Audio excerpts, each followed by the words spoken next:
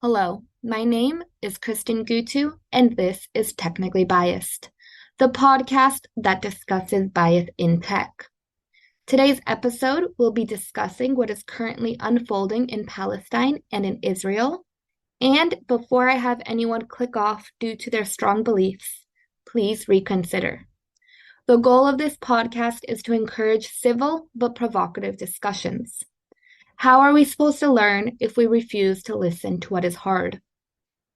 We are here to discuss how social media, how technology, how perspective, how data, how marketing, and how storytelling can manipulate what we think we know and influence us to believe and support something we might not believe or support otherwise. In the hype of ChatGPT and generative AI, I think it is further eye-opening to hear ChatGPT's thoughts on the matter.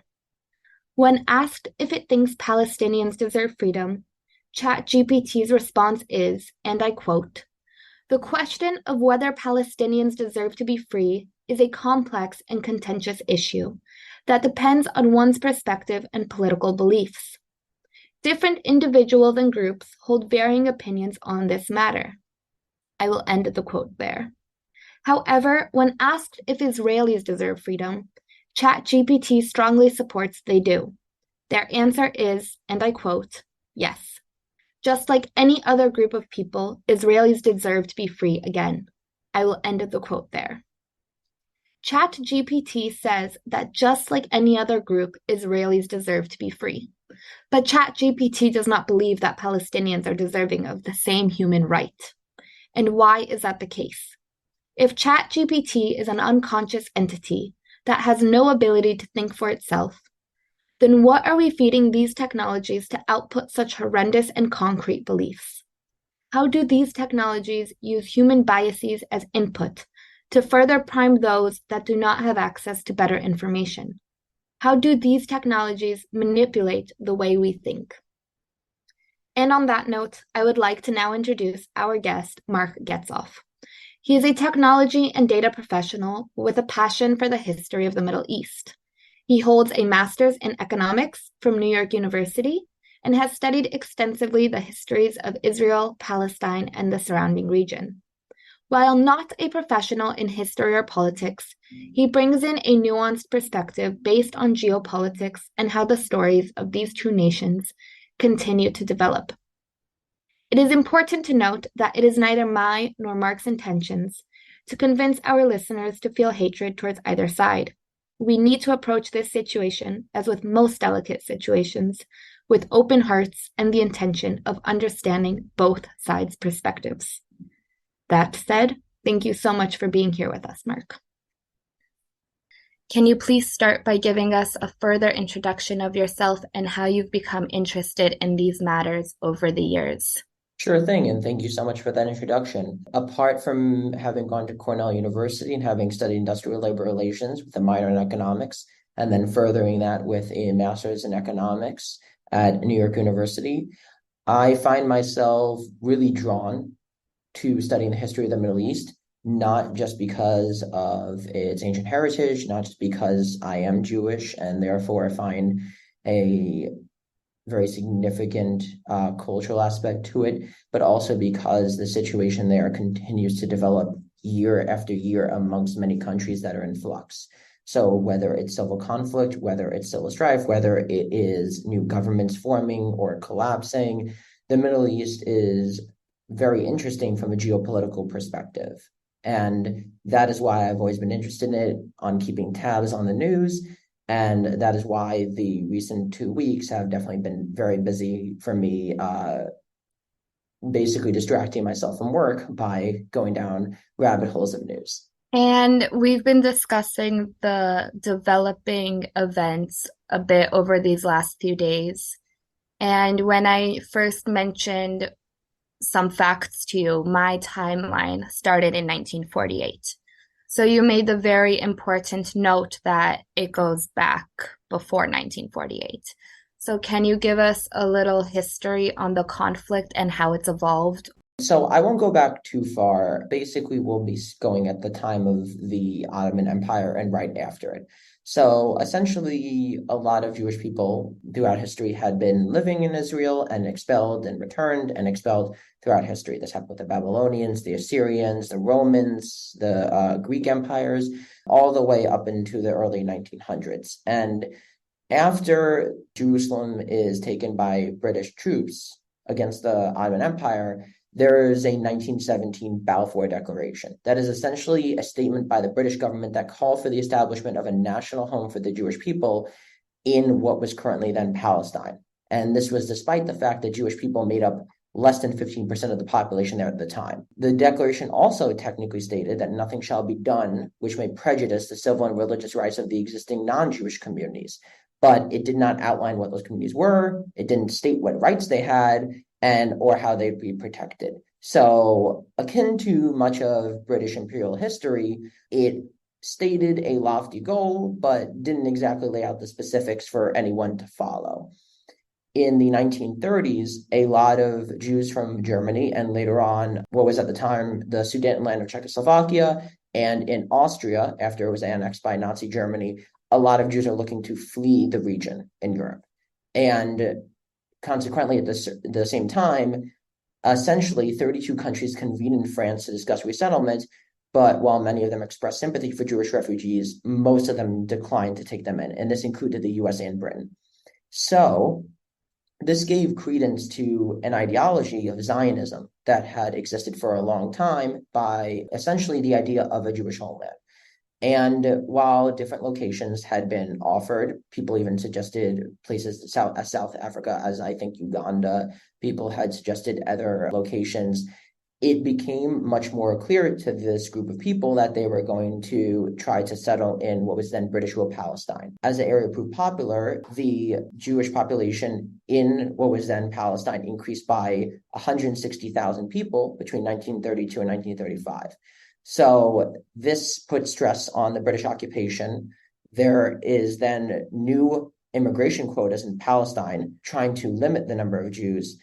And right after World War II is over, as there are millions of Jews in Europe coming out of concentration camps, death camps, ghettos that are looking to settle, they often find that the countries they are looking to settle back in, where they grew up or where they were before the Holocaust, don't want them back. This included nations in the former Soviet Union, in Austria, in Germany, in Poland at the time. They were usually not welcome.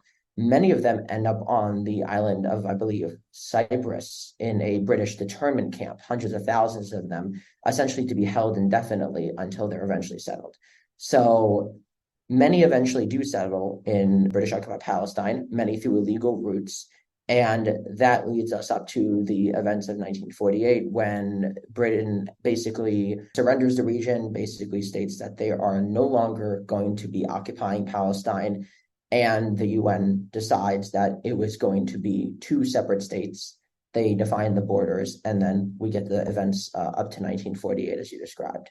And in 1948, that's when we see more than 750,000 Palestinians being forced to relocate, some of whom did settle in what is now Jenin Camp, located in the West Bank. From there, we see that the total population living in urban areas are increasing, and over the next few decades, we do see more conflicts, unfortunately. So we're going to bring it up to what is currently happening today. But since you were able to give us that very helpful overview of going up to the late 1940s, can you now give us a little more clarity in how events unraveled as Israel declared independence and then taking us through the following conflicts, the Six-Day Wars, and the other nations that got involved essentially in these conflicts? Yes, most definitely. I also believe that in these discussions, we should break out like the type of facts or the focus into four different environments. One is the relationship between Israel and Palestine, or Israelis and Palestinians. Second is the internal politics within Israel. Third is the internal politics in Palestine. And fourth is the geopolitical situation of that region and outside actors. So you have like United States, Soviet Union, and the surrounding Muslim states.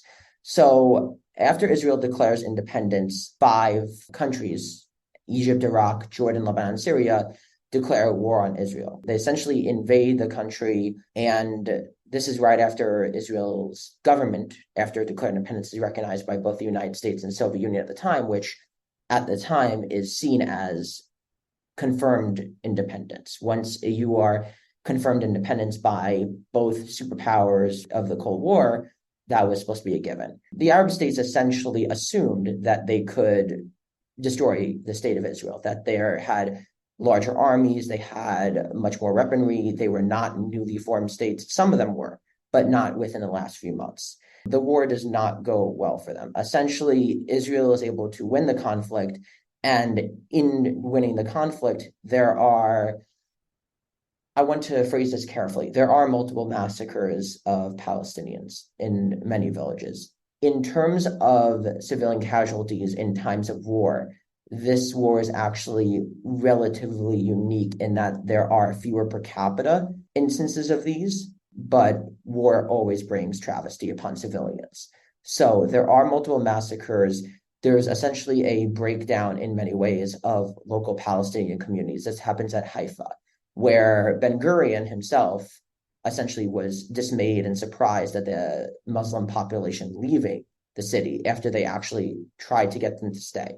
This was because different networks of communications were telling them that they might get slaughtered, so they would have to leave. Local community leaders were often fleeing, so individual families would just follow suit. So it's a combination of state violence and internal communities essentially organizing to leave. At the same time, over the next few years, 900,000 roughly Jews from different surrounding Middle Eastern countries are also then forced to flee. They move for some personal reasons, better economic possibilities and opportunities within Israel, being in a country where they would be within the majority, but many are stripped of their wealth, their land, whatever property they have, and forced to flee. So in many ways, this is a very debated time. It is obviously very clear that Palestinians were in many cases forced to flee and lost their lands in which they occupied. I think what's important here is that the relationship between Israelis and Palestinians in this case should be separated from Israelis and the surrounding Middle Eastern states. The surrounding Middle Eastern states forced by government decree Jews to flee. And that is often then taken to be an example of population transfer, similar to the partition of India and Pakistan, where communities were trying to go where they were the majority. It makes sense for safety, for stability.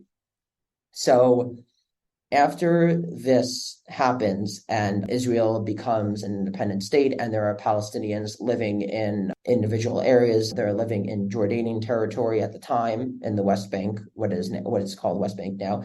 They were also living in a thin strip of land that Egypt had been able to control, which was Gaza. So coming up into we can just skip ahead. We don't need to really go over the Sinai Peninsula, the Suez Crisis that much. But there becomes a 6-day war.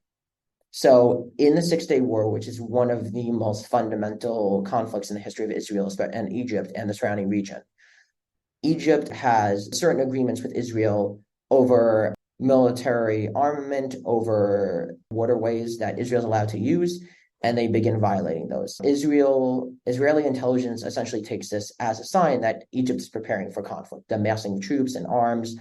So Israel attacks with a preemptive strike, mostly by air assaults. In the 6-day war, consequently named 6 days because it supposedly only took 6 days, Israel defeats the Egyptian army and conquers the Sinai Peninsula. They also defeat Syria, which was engaged in territorial disputes over the Golan Heights.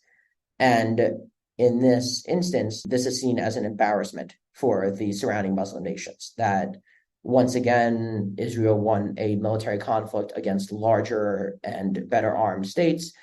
And this prompts the beginning of what many people now understand to be like the organized Palestinian resistance.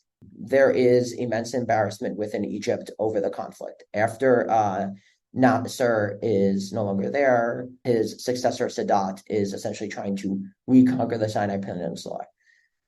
Egypt now launches a surprise attack along with Syria against Israel in order to reconquer Sinai Peninsula, but also with the possible aim of extinguishing the Israeli state. That was also their stated goal. While the initial surprise attack does push Israel to some limits, Israeli military then regroups, rearms, and is able to defeat Egyptian military and Syrian military. It's also important to note at this time that Jordan, while it did send some troops, essentially tries to stay out of the conflict. Jordan at this time is now trying to form a much more neutral stance in this conflict and not be direct combat with Israel. So you continually see through these conflicts how fewer and fewer nations are trying to participate in these conflicts. Fewer of the surrounding Muslim and Arab states see it in their best interest to continually have direct military conflict with Israel.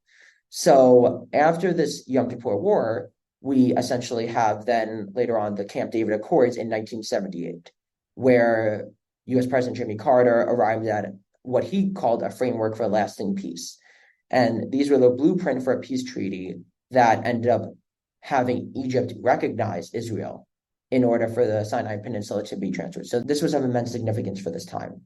Egypt and Israel had essentially been the two most conflicting nations with tens of thousands of soldiers dead between them and constant warfare.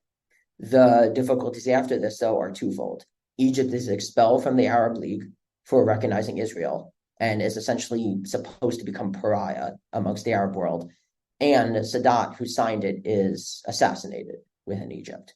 So when we talk about the geopolitics at the time, essentially, this is largely the end of organized state militaries of surrounding countries trying to attack or trying to conquer Israeli territory.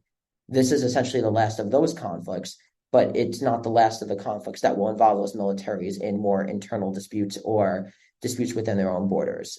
That is more of the geopolitical situation at the time. If we look specifically at the internal Palestinian politics and how they interact, the Six-Day War is essentially seen as proof that the militaries of the surrounding states will not be able to conquer Israel and obtain the land for Palestinians for them to go back to. So you start seeing the organization of armed Palestinian resistance in much greater numbers under Yasser Arafat. Yasser Arafat, with many PLO members, so in this case, PLO refers to the Palestinian Liberation Organization.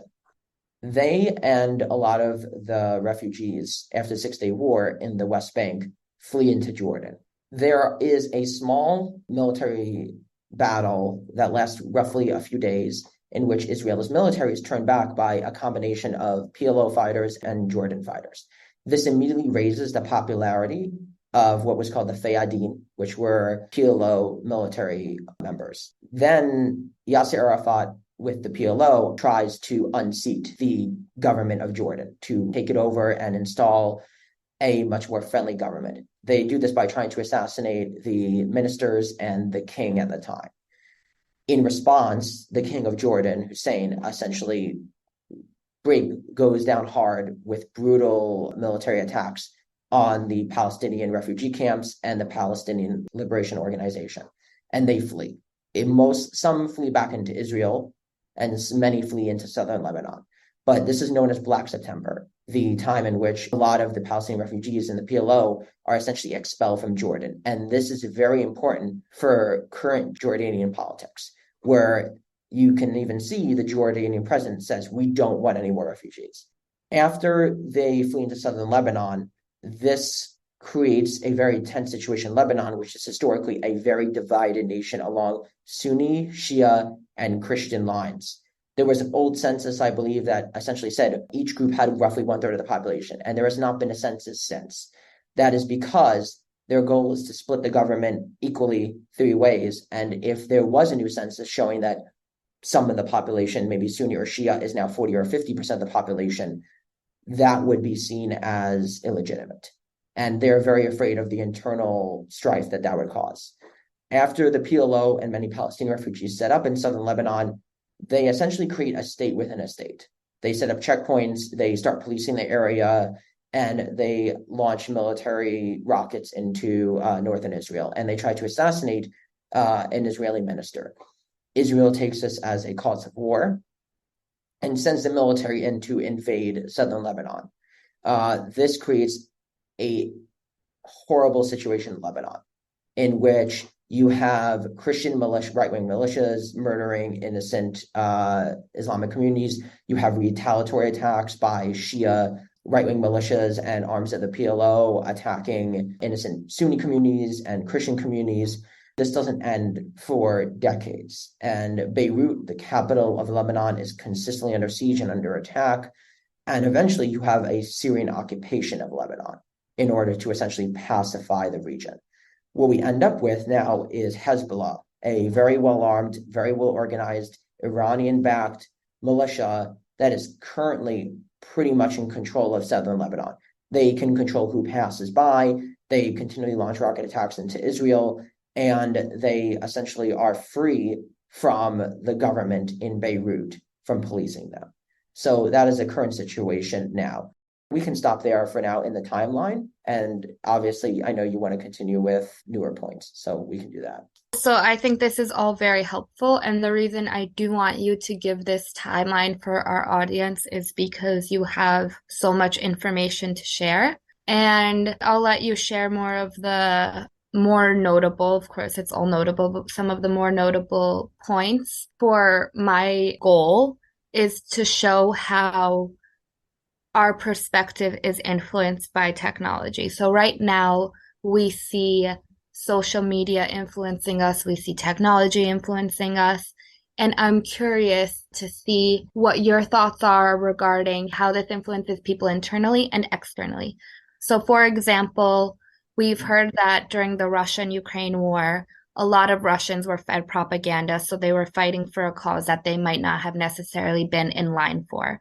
So one of my questions for you, and you can jump around if you want to continue on the timeline, but one of my questions is if you think that Israel is fully aware of the situation that they are fighting in, or how they've been influenced by the social media, by propaganda, but also by technology that they are using, whether provided by America or more generally. Yeah, no worries. We can go back to the timeline later to basically bring it from like the 1980s to today. What essentially I have found through looking at social media information is also recognizing the internal politics of Israel right now.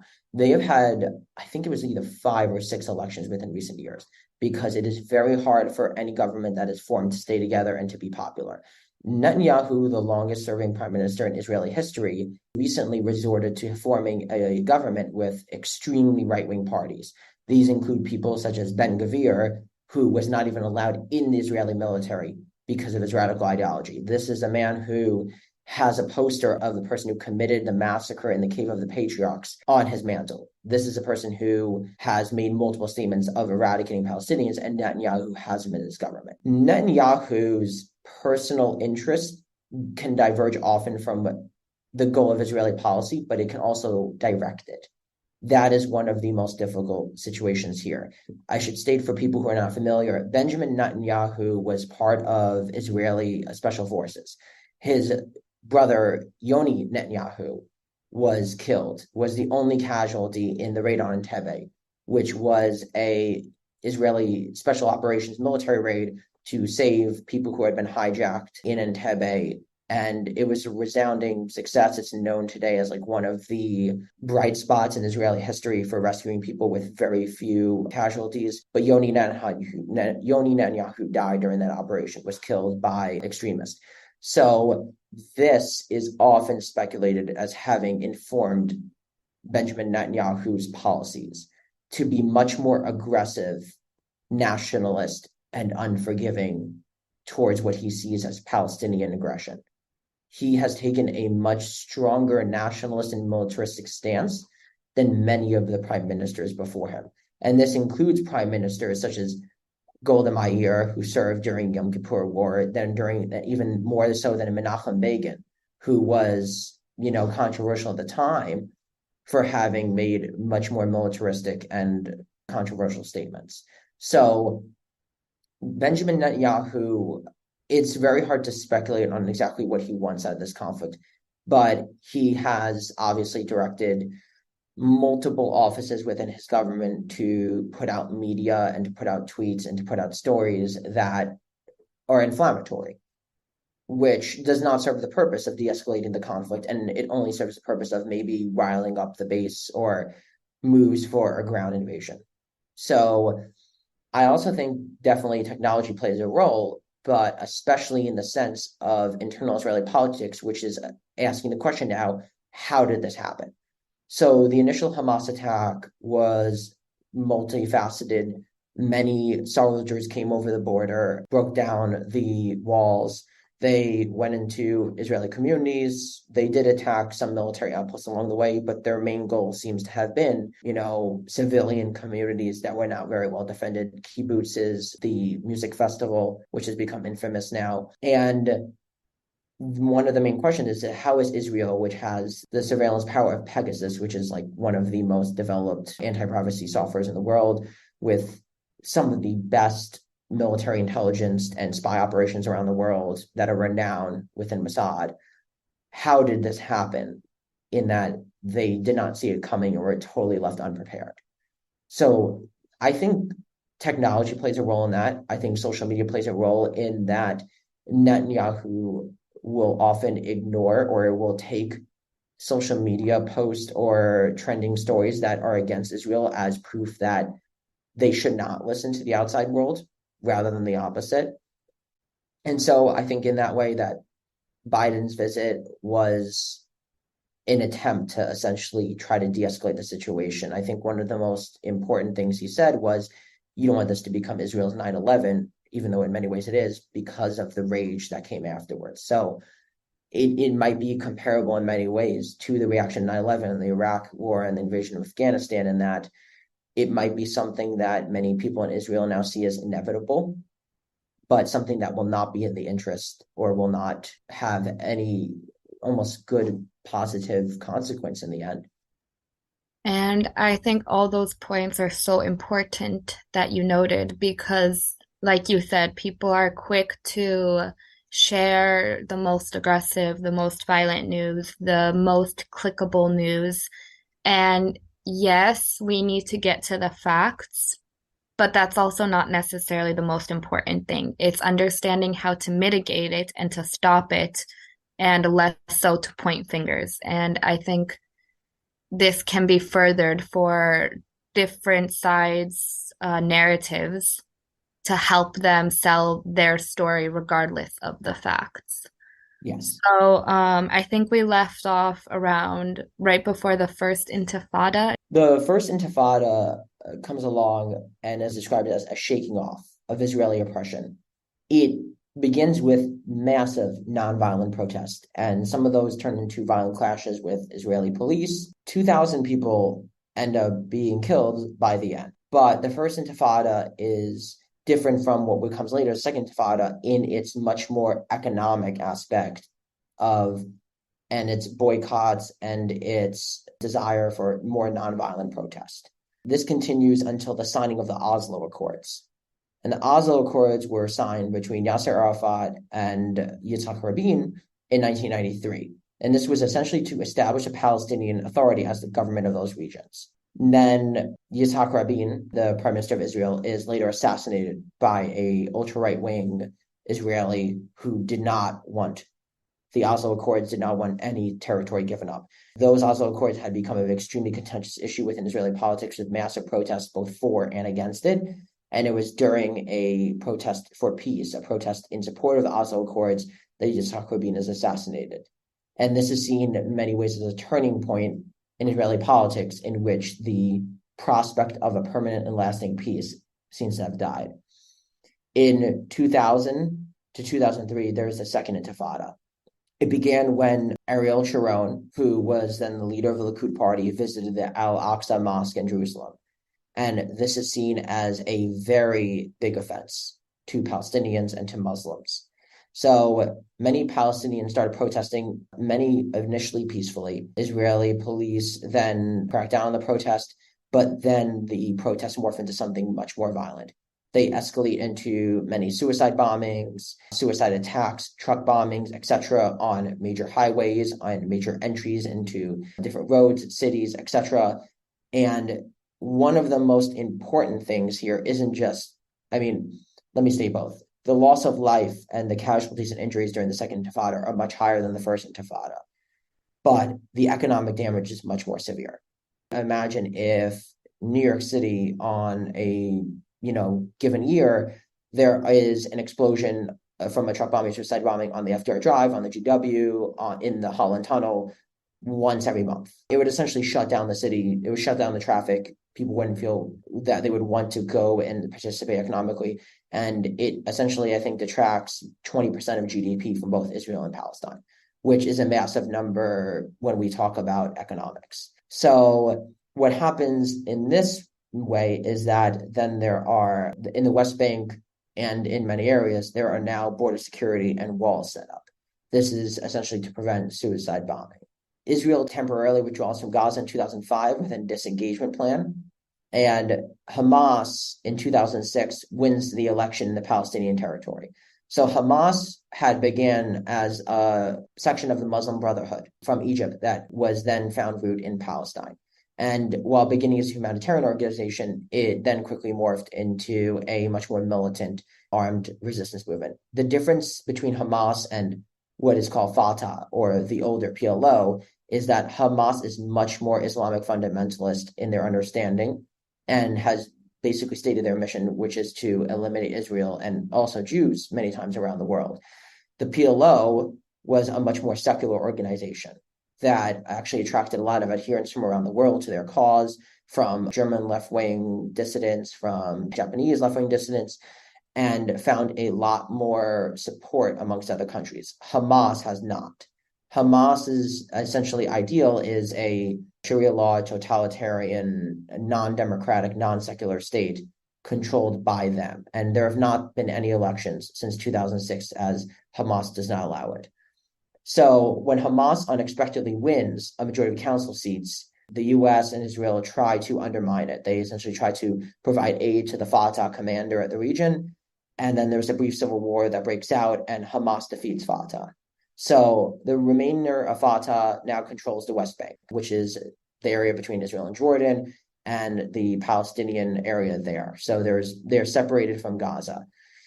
There is a growing fear that, as currently Mahmoud Abbas, who is president of Fatah and who is 87 years old, it will be passing along soon. And that the grip that Fatah has on the West Bank is essentially gone, if it exists at all right now. That would mean that much more militant and Islamic fundamentalist organizations, such as Hamas, could take power in the West Bank, which would mean a much higher possibility of escalation of violence and deaths of people there. So there are continuous wars in Gaza. Operation Cast Lead, that happens where there are at least 1,000 Palestinians and 12 Israelis left dead. There are multiple Israeli war crimes during these times with white phosphorus and essentially attacks that end up on civilian targets. This happened into 2021, where we see a major outbreak of violence after Israel threatened to evict Palestinians in East Jerusalem for settlements. And then that leads to settler violence, it leads to retaliatory attacks, etc. During this period of time, much of the violence is caused by a cycle, which is where Israeli settlers will try to push further into what is now called Palestinian territory.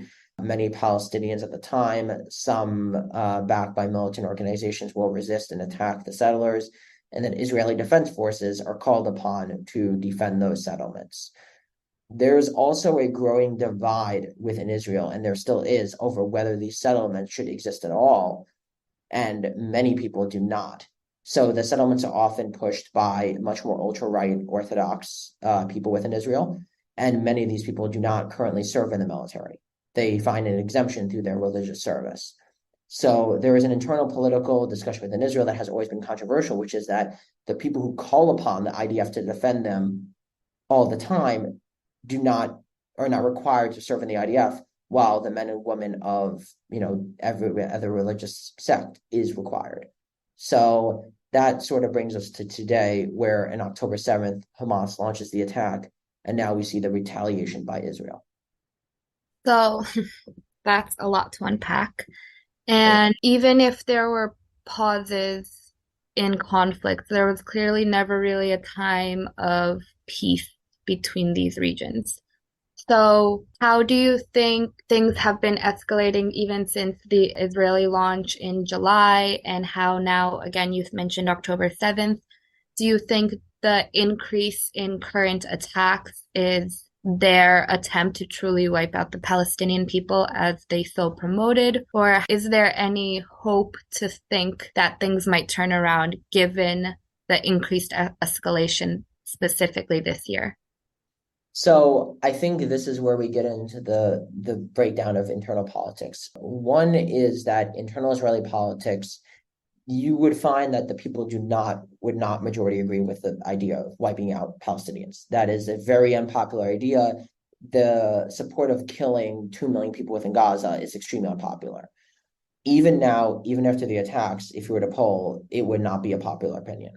I believe that Netanyahu and many members of his government believe that by taking an aggressive stance, by using collective punishment against Gaza, which I don't believe their aim is to wipe out all of Gaza and 2 million Palestinians, but I do believe their goal is essentially to create a significant damage, which will consequently result in many civilian deaths as a way to try to undermine Hamas's authority. And currently, we're waiting to see if the planned ground invasion does occur. I believe that was the purpose of Biden's visit, which was to essentially, he can't control what Israel does, but he can ask them to either delay or stall the ground invasion of Gaza. The news has come out that essentially they were given a green light, but Israel would not care about a green light at this point. Israeli military will not care about a green light under Netanyahu. They will go forward if they believe that this would be the way to wipe out Hamas. Personally, I don't think that's the case. Personally, I believe that if they go into Gaza, there'll be a lot of civilian casualties. They will probably find much of Hamas's leadership. They will be able to target many of them. They might kill a lot of militants, but it will mean a lot of dead Israeli soldiers as well. It might mean escalation at other borders of the conflict, which I'll get to in a moment. And it will only inflame the militancy of the population of Gaza, which is very young. I believe it's over 50% of the population is under the age of 18. And so a lot of these children seeing violence today will grow up basically only thinking about the violence inflicted upon their community by Israeli soldiers, and the cause of which will not matter in the future. So Hamas or even other militant organizations will essentially have plenty of recruitment opportunity in the future. And this could all happen again in 10 to 15 years. I think you made a very important note, which is that yes, there is extreme violence being inflicted from both sides, but for the most part, a lot of Palestine doesn't stand by Hamas's actions, and for the most part, a lot of Israel doesn't stand by the Israeli government's actions. But it's how the whole story is being recorded and how it's being sold through media and social media specifically that's influencing people's opinions. So, to tie it up, I have a twofold question. One is if you have any last comments. I know you said you wanted to touch on one more thing. And then two, I am interested to hear how and why, in a way, you are speaking about this, because I know a lot of people are being retaliated against on speaking on such a matter because it obviously is a very sensitive topic. And I think it's one that we need to discuss with decorum and, again, with kindness and open ears and ready to listen and learn. But are you worried about retaliation, or how do you feel about speaking so openly about such a sensitive topic? So with retaliation, I do want to distinguish between what has happened with people like losing job offers and opportunities and actual innocent people being attacked on the street, and whether it's due to Islamophobia or anti-Semitism, which has increased, synagogues being burned, people being attacked for wearing turbans because they're believed to be Muslim, and attacks on innocent communities around the world due to that. That is what mostly defines retaliation. It's an annoying thing to say, but no one is entitled to a job offer. And unfortunately, companies will often fire people or rescind offers if you state something publicly, especially law firms, because They're known for trying to keep tight-lipped about things and to be accessible to everyone. So retaliation-wise, I would say I'm not very afraid. I'm not trying to promote any incendiary rhetoric. I'm mostly trying to state historical facts and how they led us to the current situation. So in that case, I'm not afraid. If people, have a problem with what I say, I'm very open to discussion. If people have a problem with me being Jewish and think that immediately means that I am, not trustworthy on statements, then that's their opinion, but nothing I'm gonna change for that. And sorry, what was the first part of the question? It was And other thoughts. yes, and I do agree with you. I am very grateful that we are sticking to the facts because, like I said, my intention, and it appears that yours as well, is not to influence people's opinions, but to give them information that they can use to create their own opinions. But we're sticking to the facts. And so, are there any last facts that you think are, of course, they're all notable again, but that are the more important pieces of the puzzle that might help us with how So things continue to. I would say I'll try to limit it to two. It might end up being three. One is that there's an important situation regarding Egypt. Egypt shares a border with Gaza and apparently might open up some corridors to humanitarian aid. Egypt has a very heavily security and heavily fortified border with Gaza, and it does not allow refugees through.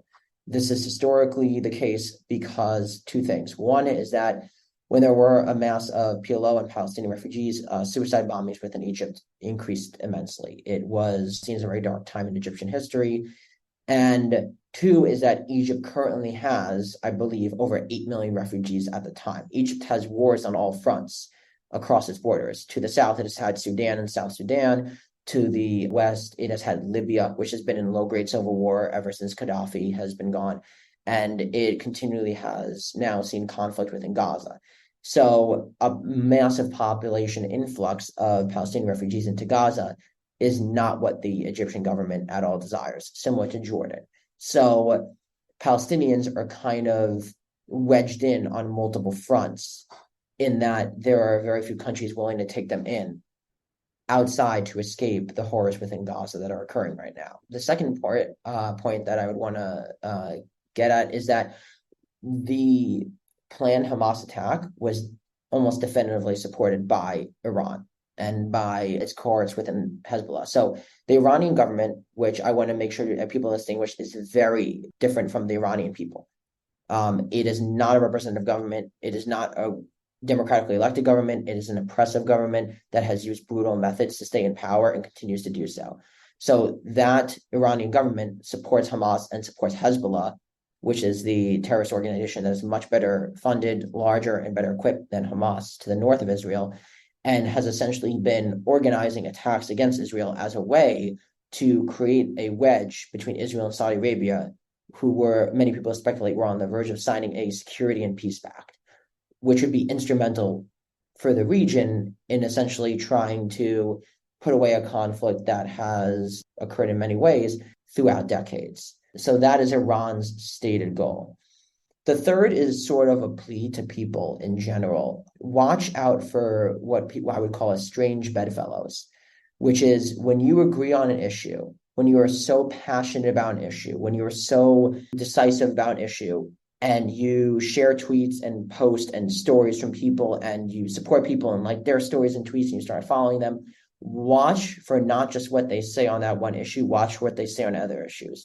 Because recently what we've seen is many left-leaning and liberal Jewish people within this country will often, post things almost either in support of Netanyahu, or they'll post things shared by many right-wing groups in the United States that are, very pro-Israeli military and essentially careless about Palestinian lives. On the other front, we see a lot of people who will post and share stories about Palestinian issues, which is very important, but will ignore that many of the organizations they're retweeting or supporting are fundamental Islamic and militant organizations throughout the Middle East, which essentially have, horrific views on LGBTQ rights, women's rights, and against, many ideas such as like democracy, etc. So just watch for who you do commit to communicating with, who you try to educate yourself by, and try to stick to the facts as much as possible to form your own opinions.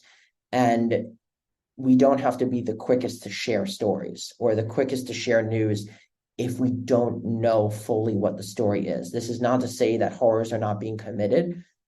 They are. But it's important to get the facts right, especially when horrors are being committed. Not so we know who to lay blame to, but because it's very important for the people on the ground. I think that's a great point, Mark. So, to our listeners, be kind, educate yourself, and as Mark said, don't be too quick to point fingers because it's too convoluted to simplify the matter in one post. If you have a friend who got a D in history and is sharing 1,000 stories that night, they might not be the best equipped. You might want to look at a more verified source. That's a great point. Thank you so much for your time, Mark. Thank you for having me. Thanks for listening to another episode of Technically Biased, the podcast that discusses bias in tech. Tune in again for another episode of how we codify bias in tech through the context of history, psychology, and language. Thanks for listening and have a great day, everyone.